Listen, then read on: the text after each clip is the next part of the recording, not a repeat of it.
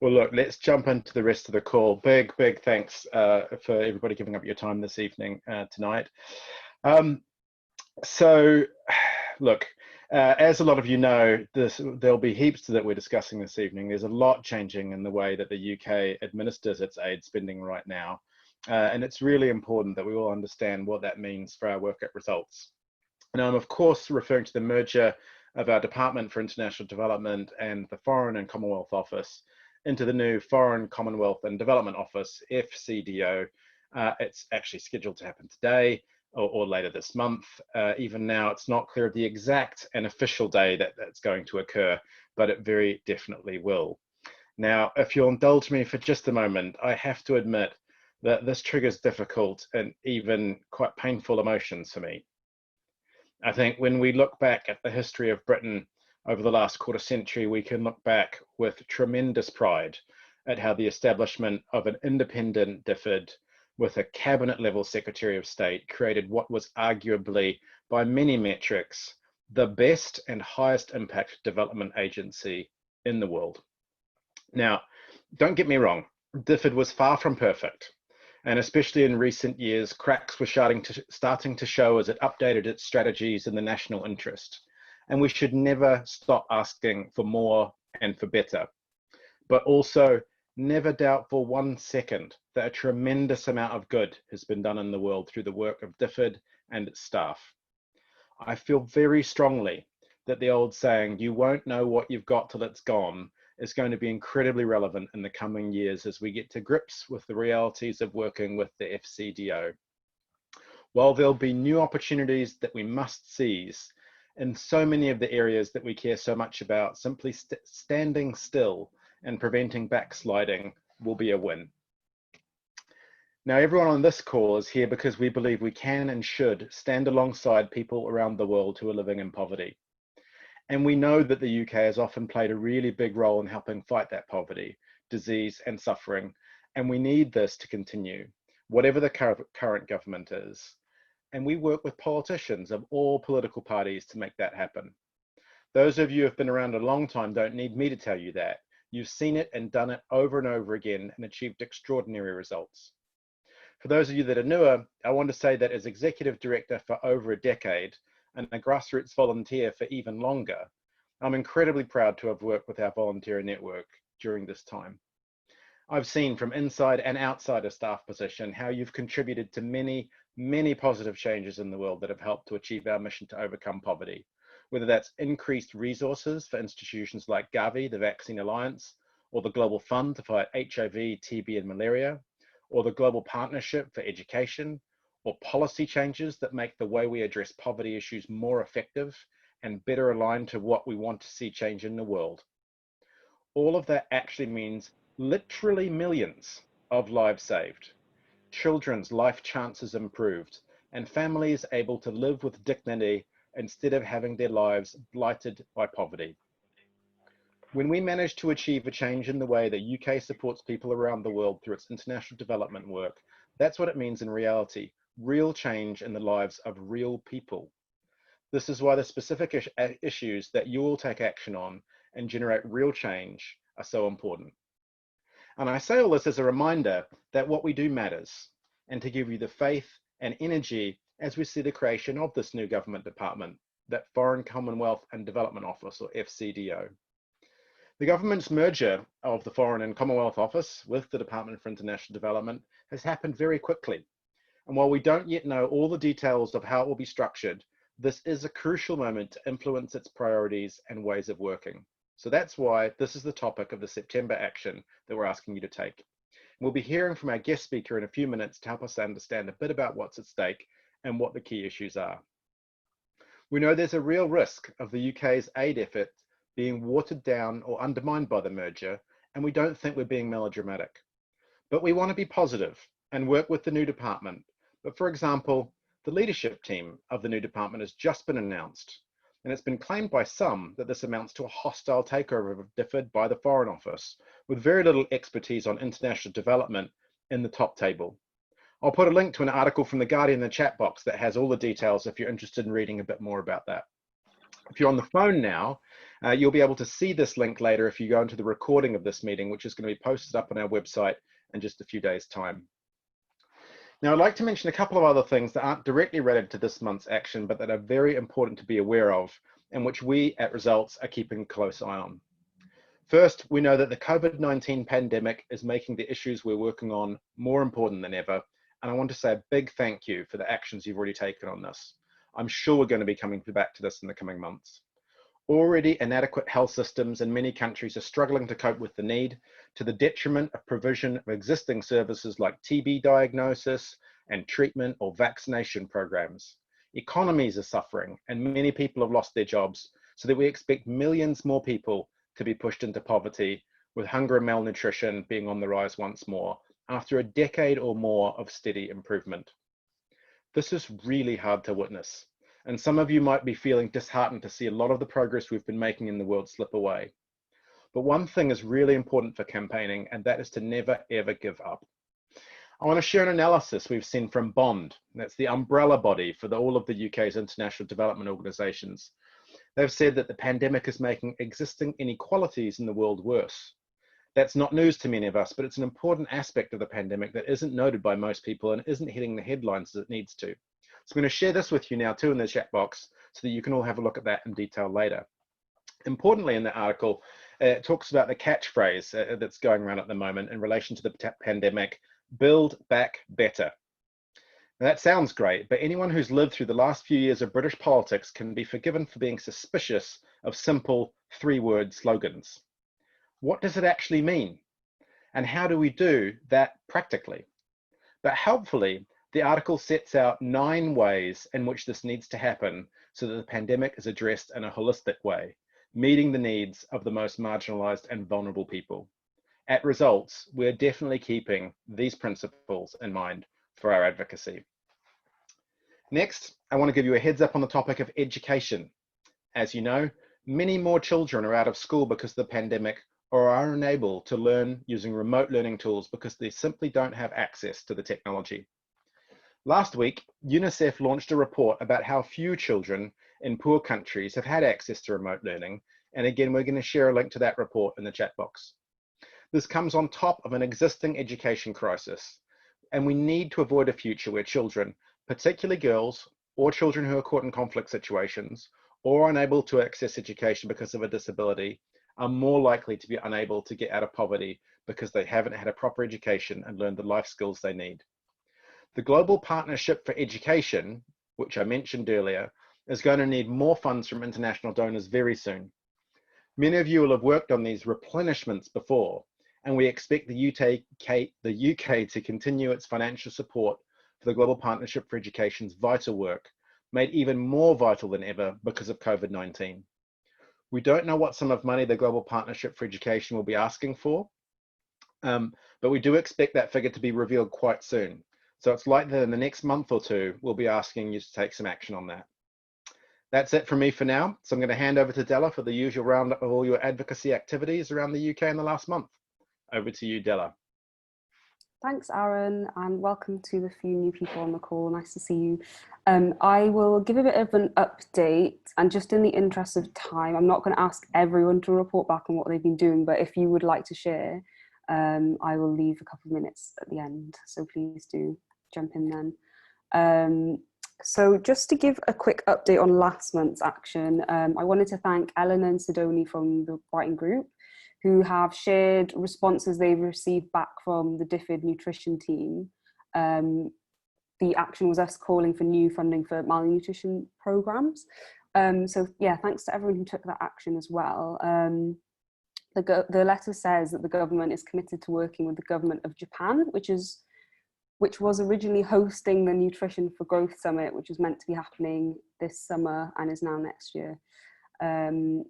And that they are looking at the details of any new UK commitment to nutrition as part of the spending review, which is coming up in the autumn. So we're going to watch that space and we'll let you know if there's any follow-up action just yet. I also wanted to say a big thank you to the Stork Valley group for following up their meeting with Julie Marson MP, which you would have heard about on last month's call. Their MP didn't do all the things that they asked her to, so they followed up well with another letter and did some really in-depth thinking about how to build her knowledge and interest in the longer term, which I think is a really important way to think about doing your advocacy. So Julie got a response back from the minister, one of the DFID ministers, Wendy Morton.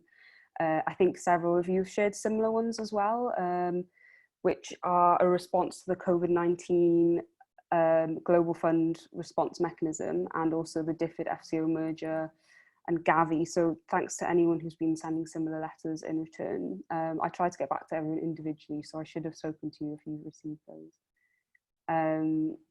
Lots been happening. I wanted to give a shout out to Fiona from the London group as well for sharing the back and forth she's been having with her MP Neil Coyle on the Global Fund's COVID response mechanism.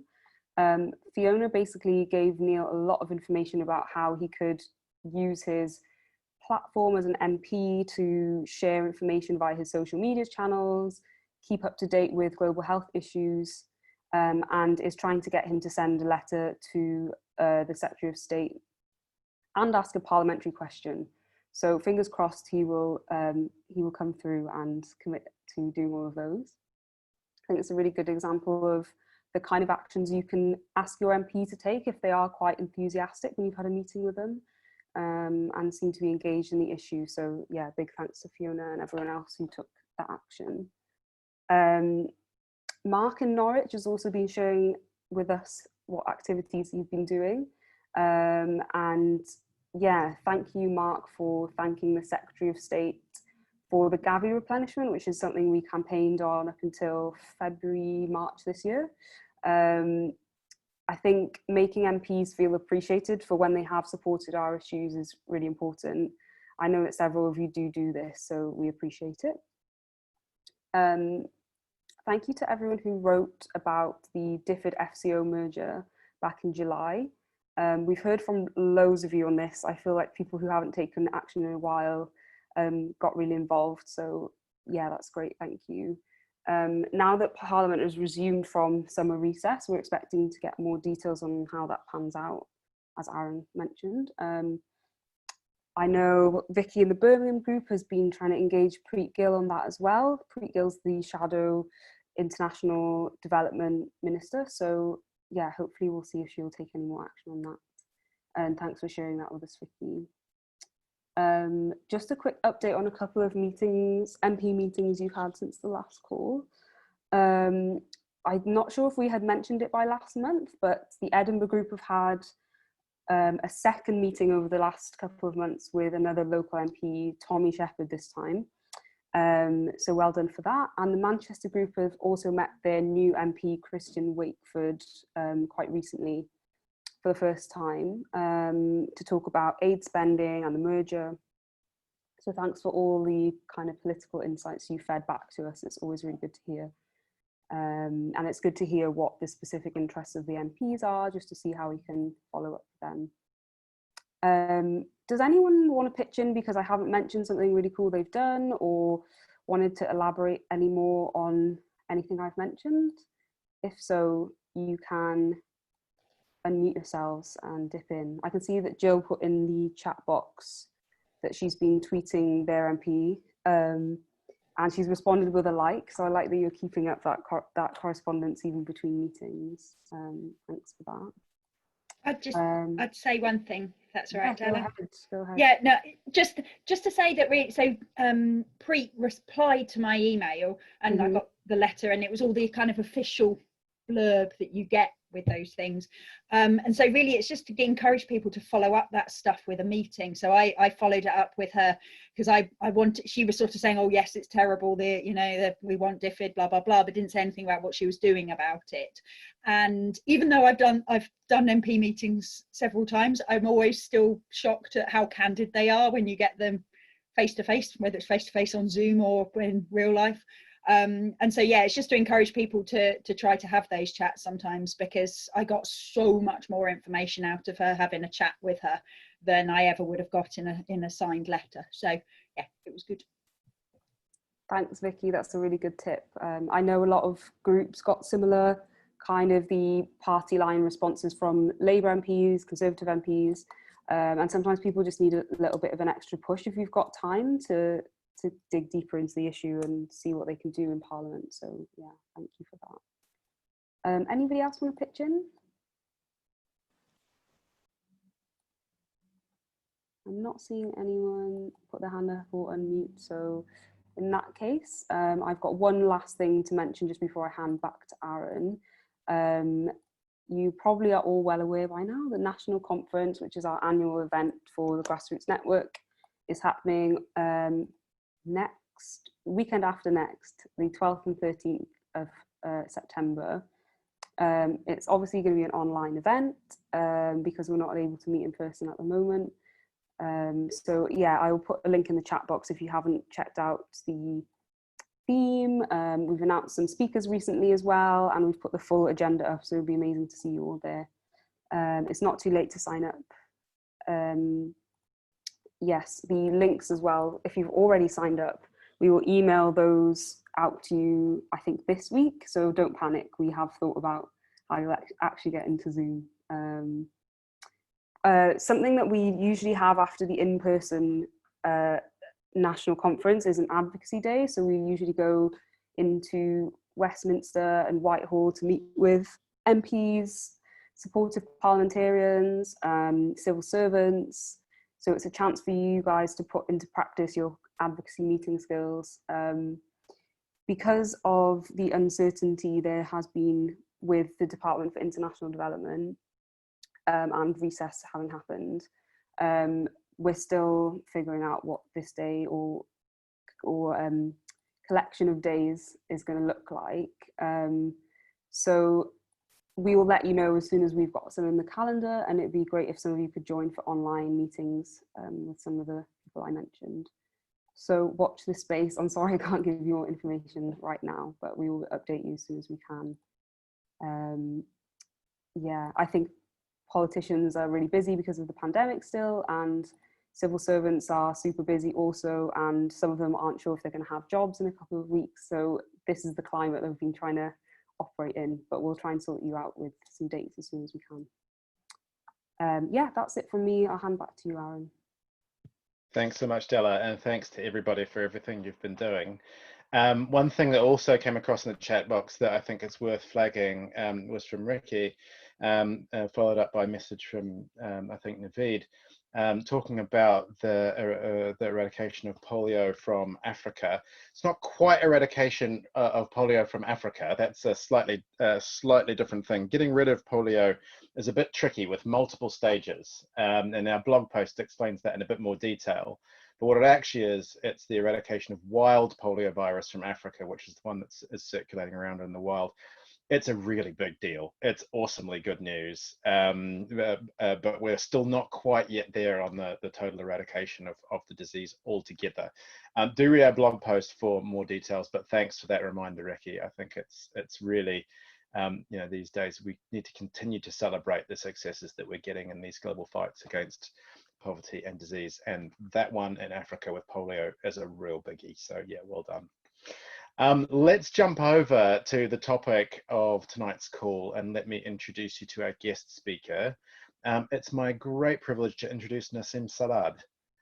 Nasim, are you with us? Hello, I am, yes. I've just turned my camera on. I don't know if you can see me. We can, yeah. Great. Great, good to see you, welcome. So just thank you so much for joining us on our September Grassroots Conference call. Now, Nasim is the Policy and Advocacy Officer at the One Campaign. They're an organisation that we work with very closely.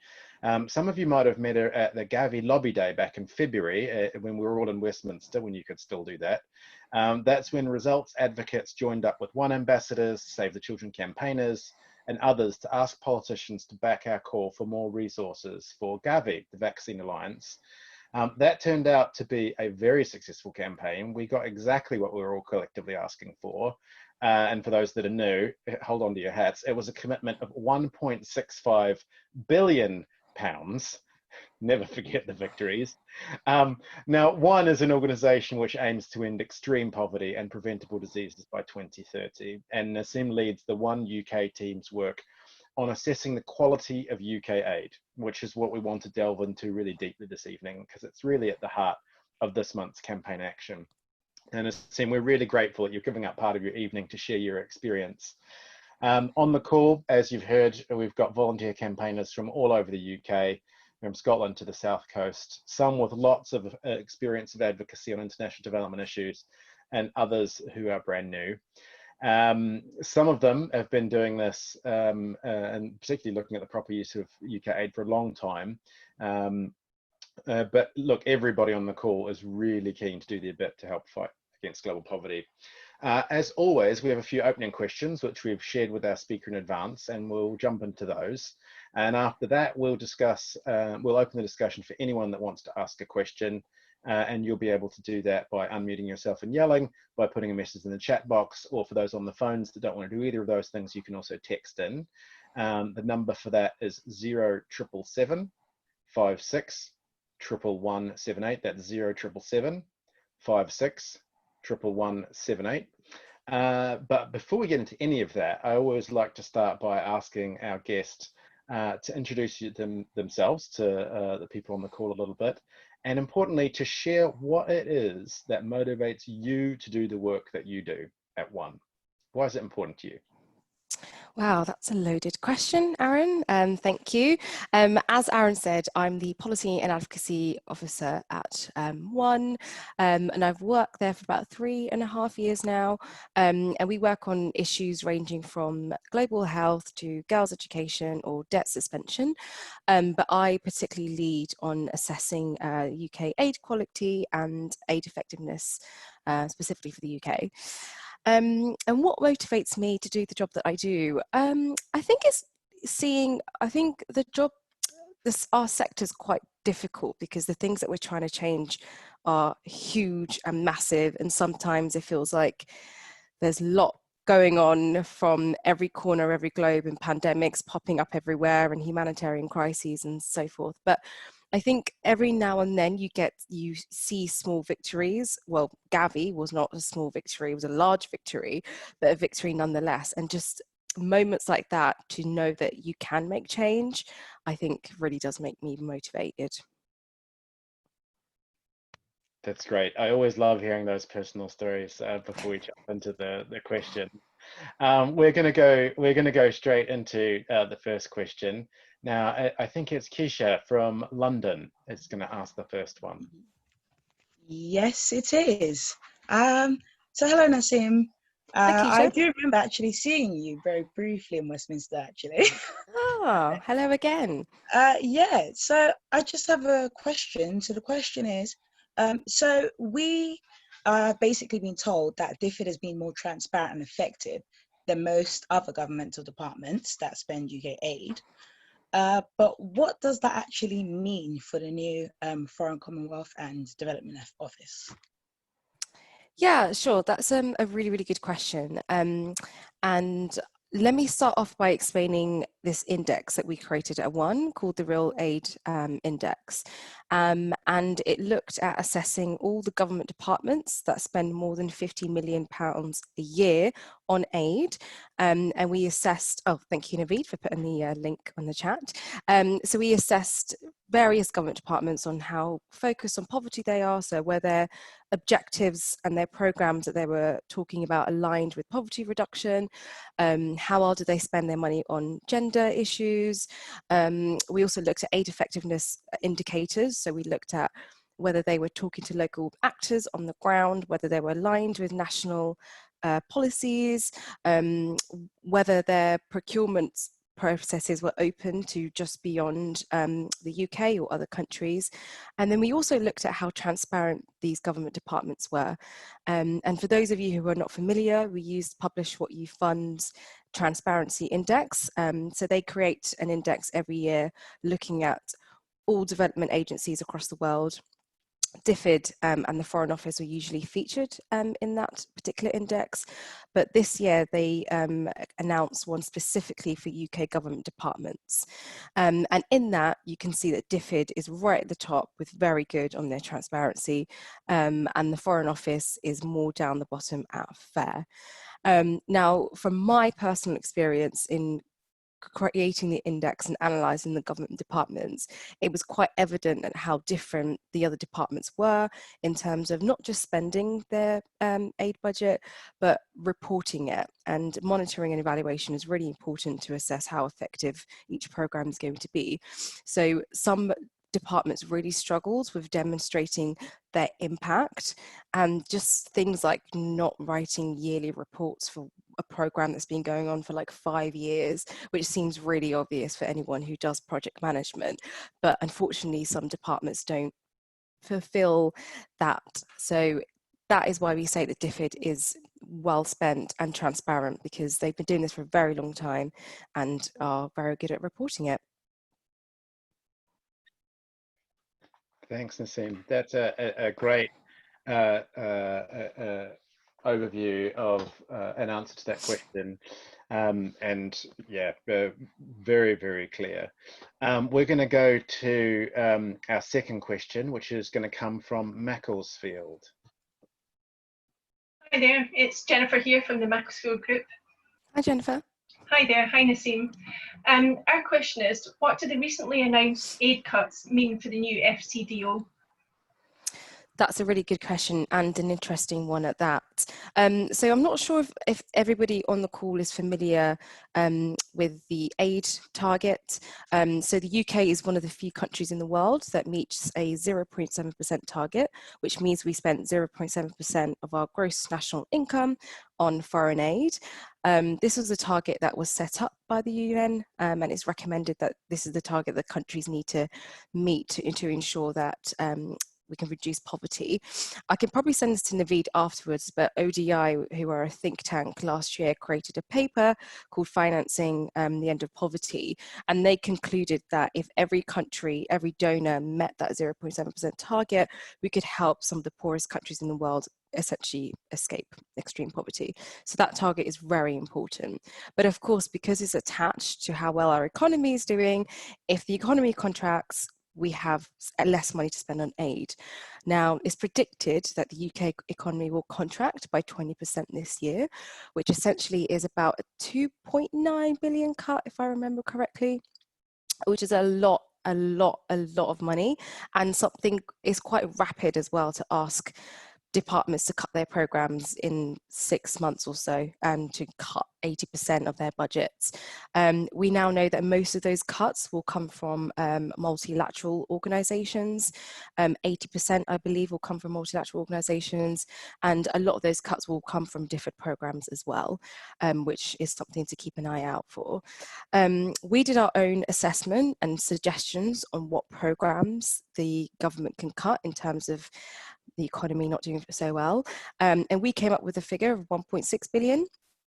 Because we looked at all of the, so within our index, we also looked at 3 to 5 of the largest programs and funds within each department. And for every program that scored red on poverty focus or effectiveness, we said that this is an example of a program that's not demonstrating value for money, and this is where you should look to making the cuts first if those need to transpire. So yeah, I think I'll stop there. I don't know if you want to ask me to clarify anything, please do go ahead.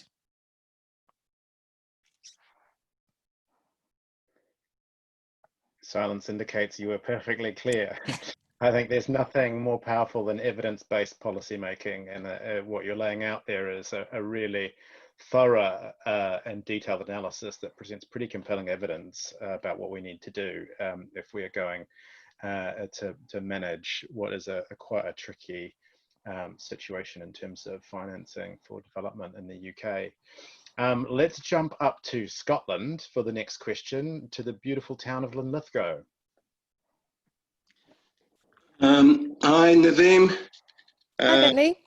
Hi, it's Bentley from Linlithgow. What are your views about aid in the national interest?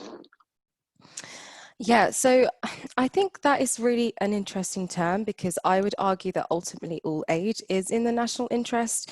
If you are helping other countries do better, you are helping the UK itself as well. But we know that that's not exactly what that term means. I think it can become problematic, especially if it's used to describe short-term goals as opposed to long-term goals. Are you saying aid in the national interest is a means to justify the 0.7% target, which is great? You need all angles of the argument to put that forward. Or are you using aid in the national interest to drive policy decisions so you can get better trade deals with countries that are more aligned to you? Then that, of course, is not what we want aid money to be spent on. Aid money is for poverty reduction and humanitarian assistance, which I actually believe is in the International Development Act, so it's actually in legislation.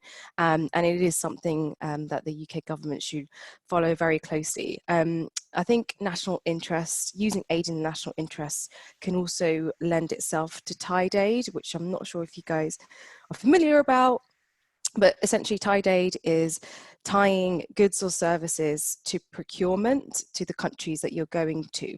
So if you were to send aid to, I don't know, Zambia, you would insist that the services or goods provided will have to come from a UK company, which is something that we call tied aid, which is not something that the UK does, because actually it increases the cost of the project, and it obviously stops local people from participating within in those procurement services. But we have actually found evidence within our index of examples of de facto tied aid. So it's not out and out tied aid, but things like the Newton Fund, which require research institutions to be based in the UK, we would say that's an example of tied aid because you're not opening that up to other countries across the world. So yes, the national interest is interesting because it could tend to tied aid, which is like an old school way of giving aid money. But yeah, I think that's my question done. But yeah, again, if you want me to clarify anything, please go ahead, ask me. Thanks. Thanks. Thanks. So while we've been talking, there've been at least one question come down in the chat. So before we go to that, I'll just remind folks how we're going to go now. We will go to the phones and to people unmuting and yelling out your name so that you can ask a question. And we won't start with that, but we will do it before the end of the call. If you want to ask a question, you can put it straight in the chat. If you would prefer to text in a question, then please do that too. It's 0777 56 11178. Again, one more time, 0777 56 11178. So let's go over, and we will start with one of the questions from Ricky in Macclesfield. Ricky says, questioning GNI reducing by 20%. The economy shrunk by 20% in Q2 this year, but rose again by 8% in June. All over in the year, it will be a lot less than 20% down, ... question mark. Nasim, I don't think it's fair to ask you to be able to accurately predict the precise size of the contraction of the UK economy, but maybe you could talk a little bit about why you think the government may have set the aid reduction targets that it has and how that could play out in practice. Yeah, I mean, I'm not going to pretend to be an economist, so I can't unfortunately predict what the economy is saying. But no, this is coming from the Office of, I can never remember what it stands for, the OBR, and they've predicted that there's going to be 20% cut to GDP. Now, whether that fluctuates or not is interesting, and I think because obviously we have that legislative requirement to spend 0.7%. It is something that we're going to have to meet anyway, but I think the government are trying to prepare departments for the worst, essentially. So they've asked for suggestions of what those cuts will be, but as far as we know, those cuts have not been made yet. So just putting that out there. It's not like we're going to cut 20% now. It's if it gets to that point, what are we doing? Thanks. No, that's really helpful. Another question, which I'm sure that, which I think is a tough one for you to answer. You're getting all the easy ones up front. From Harriet Stewart-Jones, is it possible that the Chancellor will get rid of the 0.7% commitment in the November budget, or will he just use other ways to slash the budget? So because it is actually in legislation, the Chancellor just can't cut the aid budget. It has to come down to a vote in Parliament. So it would be quite tricky for him just in the November budget being like, we're not spending 0.7% on aid anymore. However, of course, we have the spending review coming up, where the spending allocations for aid will be included, and we can see where that allocation will be going to across departments, and the Chancellor usually makes a statement in Parliament when he's doing the November budget to say we're committed to 0.7%. So I'm sure he won't say that. I mean, he will, because like I said, he can't just cut it. He needs to go to vote into Parliament. Great, thank you. We have no more questions. Oh, here we go. Jennifer's come in with a question just as we ran out of questions in the chat.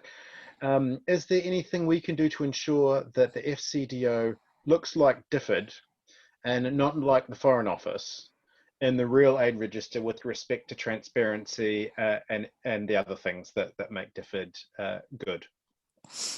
I mean, yeah, and there's lots of things that I can suggest, but unfortunately I'm not the Foreign Secretary. So there's only so much my suggestions and recommendations can do.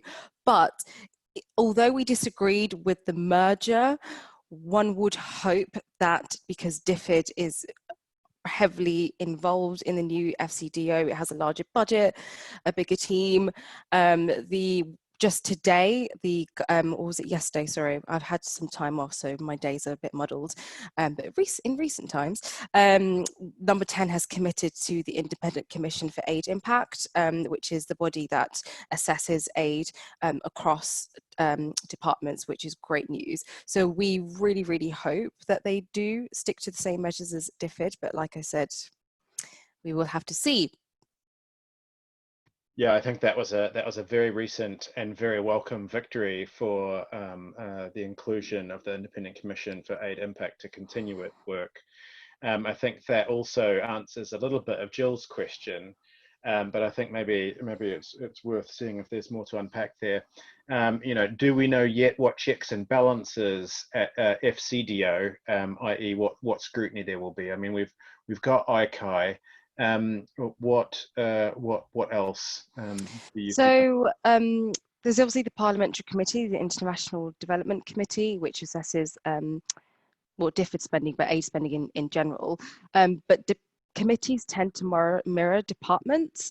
So there's an interesting question of what's going to happen in that committee at the end of the year. There's the Environmental Audit Committee, which doesn't mirror a department, but assesses environmental spending, I was going to say, which, you know, that could be an avenue to explore, but that committee is staying until December, and we hope to get something really similar in Parliament scrutinising aid spending. But there are other measures that we've asked for that are a little bit, so things like having a chief secretary for development that sits in cabinet that would oversee development spending and making sure that that is on the agenda at the cabinet level. Like I said, ICAI is very welcome, ensuring that the government maintains its manifesto commitments around preventing deaths for newborns and mothers and girls' education. There's a whole list of things that we hope that the government could, you know, stick to. But like I said, it's an uphill battle and we will see. Thanks, Nasim.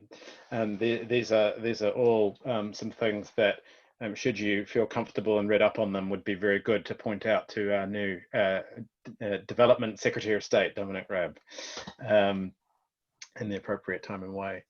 Let's see, I'm just taking a look. We've got a question from Peter, and bearing in mind this call is recorded, it's a kind of a loaded question.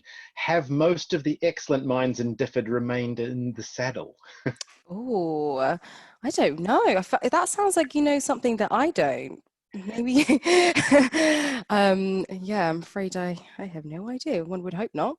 Yeah, I think it's a slightly unfair question, but in that I think I would hazard the guess that most of the staff in DFID don't know the answer to that question. Actually, it is a period of great upheaval there, and I think, you know, one of the things that I certainly took care to deliberately mention in my opening remarks is that it's not just the organisation that is great.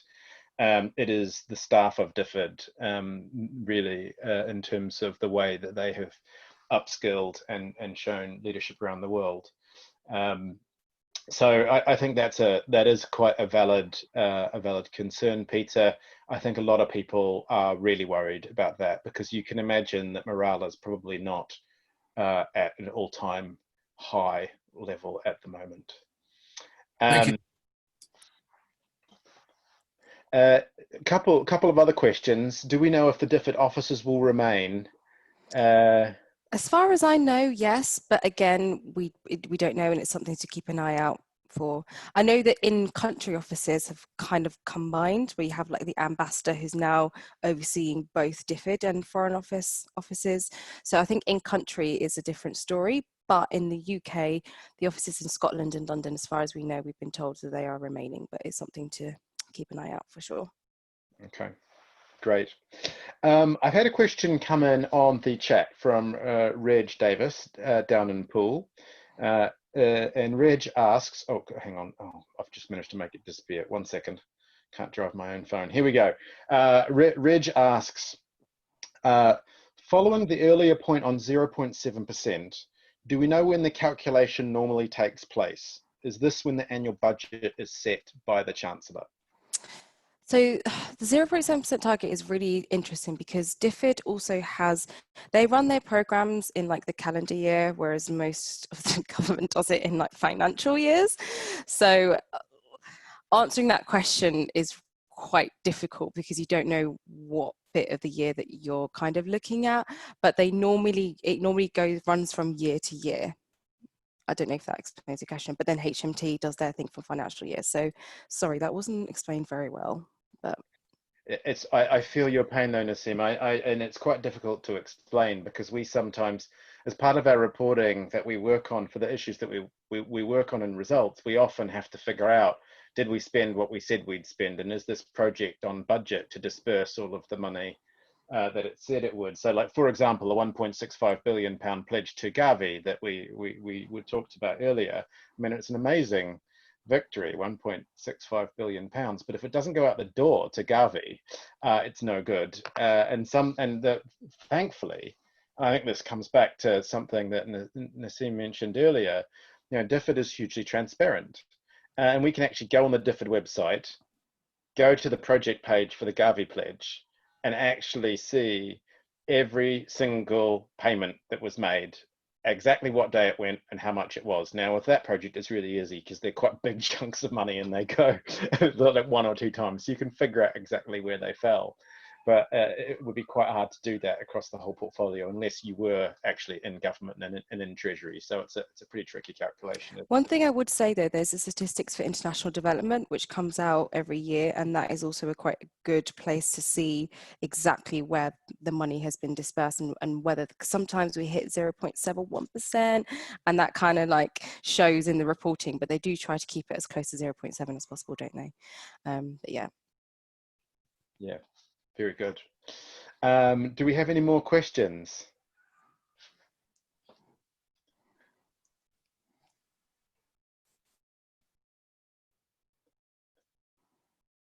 Okay, here's a good question from Della, from Della in London. What do we know so far about what the priorities for the Fcdo are likely to be? Oh, Della's testing my memory here. So they did release some priorities, 5 priorities in fact, and now I'm going to have to rack my brain to try and remember what those priorities are. Yeah, I can't. I know one was like on like human like press freedoms, human rights freedoms, open societies. That was one. Another was climate. Another was global health. Another, yeah, I can't remember them all, sorry. But they did lay out 5 priorities in the new department. I don't know if you can help me out, Aaron. Yeah, I couldn't answer that question either, to be honest. And I probably would have fallen at the first hurdle around that first priority around press freedoms and rights. I think that is actually, I mean, you know, again, in my opening remarks, I said, you know, we should be sad that DFID is leaving, but mindful that some new opportunities will be opening up. And I think that's certainly one of them, where I think some of the more rights and freedoms parts of overall development have been quite well promoted by the Fcdo as part of our diplomatic initiative, and that's kind of where a lot of that stuff has lived. So bringing that into a combined DFID Fcdo framework, I think, is potentially very, very powerful, and that's definitely a growth area, one of the few. So let's go to Jill's question, and I think, Jill, you're throwing back to some of the things we learned at a previous national conference, if I'm remembering correctly. Jill, on the basis of the idea of try and catch people when they're being good, is there any way that we can start building up the folks within the new department? Have we any inside information of who does what from the Fcdo? So they've actually last year released a list of some of the top appointments in the Fcdo, and actually I would say across the board they were pretty welcome. Some of those were ex-DFID staff, but some of them were also ex-Fcdo staff, but Fcdo staff that we thought were good enough to be holding those positions. So that was really, really welcoming, and I think actually if you go online you should have all those appointments right there. Again, I can't name all 7 of them. Please don't ask me to. No, that's okay. Yeah, I agree. I think that they're definitely there. That's the very top team, and I think there are definitely questions around how all of this will work in practice. I think part of the challenge is the speed with which they've made all of these changes, and the lack of consultation has left most of us feeling a little bit like we're all running to catch up. And I think also, well, if we were to be unkind, we would say we're not entirely sure they've thought this all the way through. But let's be kind and give them the benefit of the doubt around that, and support those new people in post as they figure out how to make their portfolios work. Couple of questions that we'll take together maybe, because they're about priorities. One is if there's been any communication about different priorities areas in the world, which I think is potentially interesting, that DFID operated in a very specific set of countries, whereas the Foreign Office operates all around the world. And do we have a sense for what that means for Fcdo? But then also around the what of the priorities, where do we see some of the human development priorities that RESULTS has historically, and one has worked on in great depth. In the chat, some of them are listed: education, nutrition, TB, HIV, malaria, vaccination, mother and child health, and so on. How do those fit in, and how does that slot in alongside poverty reduction and the other priorities of the? Yeah, I mean, the geographical question is quite an interesting one, because we are only making assumptions of what's been said so far. Like, we've not seen anything concrete. DFID had a 50% mark, in the sense that they spent 50% of their budget in least developed countries. We're hoping that extends to this new department, but again, it's not something that we're 100% sure about. I know the Prime Minister in his speech mentioned more aid being spent in the Ukraine and less in Zambia, which is of course very concerning for us. I actually assessed 2 Balkan programs within the index, and they do not come up very well on aid effectiveness or poverty reduction, which I'm sure is no surprise to anybody on this call. So the geographical one is very interesting, and something that we would definitely keep an eye out in future. And your second question was to the priorities and... Where do we see human development falling, and what is a very busy dance card for a new department? Yeah, again, good question. I think because of COVID, I hate to say the word opportunities because it's really not an opportunity, but it's kind of put global health on the forefront, which is good news for us, because we've been talking about it for years, and now it kind of feels like people are paying attention to what we've been saying. So that is also great. On the human development side, we know that girls' education is a government priority, that Prime Minister's mentioned it several times. I know the Foreign Secretary has also. We have the Global Partnership for Education replenishment coming up next year, which is a huge multilateral organisation that pulls together funding for education in least developed countries. So I can't see education coming off the list of priorities anytime soon, which again is great. But because we have the cuts coming, you know, something has got to give. So it is something that we'll also be keeping an eye out for. In other words, there's everything still to play for. And now, yeah, I mean, these are all really good questions. It's something that I ask myself all the time, but honestly, we don't know. we don't know yet. And I think that's okay, in the sense that that also means that if we don't know, it's probably because the decisions haven't been made, which means that the decisions are influenceable, which means the things that we're doing tonight in the coming weeks are really high value ways to spend time and energy. Yeah, for sure. We've only got 5 minutes left. Do people have any other questions for Nasim about the action this month, about the merger, around the future direction of UK aid? Naveed and Della have been putting some great links in the chat to resources that can help flesh out things around the integrated review, around the Prime Minister's remarks around aid, around RAB's articulation of the priorities. I think those are in there. But any more questions from anybody?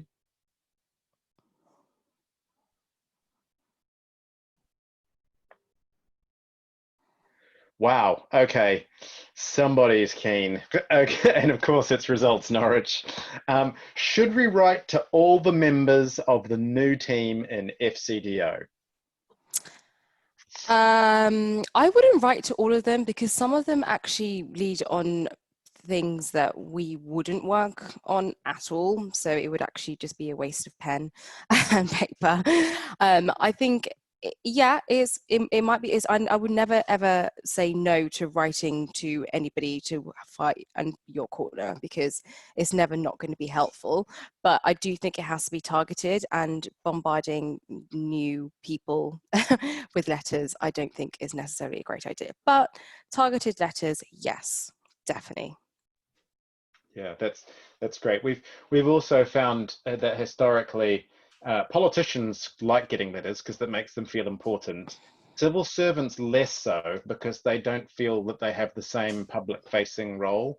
So certainly whenever we're asking you guys to write to civil servants, we do that very, very carefully, because, you know, civil servants don't often, besides the very top people, often don't see themselves as public figures, even though they work for the public. They are people doing a private civil service job. So we do that carefully. I think this is an opportunity for me to put an additional plug for our national conference. We are firing out invitations to civil servants to meet with all of you, left, right, and centre, where we can have that dialogue in a forum where they're expecting it, and well prepared, and hopefully we'll get at least a couple of really good meetings with some civil servants for folks that come to our conference to jump in on. Let's see, Peter, very last question, and Nasim, again, we're asking you to speculate, but give it your best shot. What do you think RAB's commitment to development is? Have we found his hot button issue yet? Yeah, I mean, he's a lawyer by trade, so he's very interested in human rights and, as we know, press freedoms. But he actually came to an event that we had in Parliament, was it last year now or the year before? I'm muddling things up, where we had his constituent in, and she's spoken about the work that she was doing with this charity in Africa and with Isha College. And he actually came along and met her and said some really great words about development and how he was supportive. But yeah, he's been definitely interested in more of the foreign secretary stuff, which that has been his job, so wouldn't surprise anybody. But yeah, I think I'd be quite interested to see where he could go, for sure. Thank you. I'm really sorry, but we only have a couple of minutes left to wrap up the call, so I'm going to finish with a couple of things. First of all, some of you will remember that we've talked before about the integrated review, where we're putting in some thought. We've asked people to consider putting in some thoughts on the priorities of the UK government overall. It's an official process. Anybody can put in evidence. We've given you some things that hopefully will equip you to be able to feel confident to put forward your own thoughts, bolstered by some of the evidence and thinking we've been able to share with you.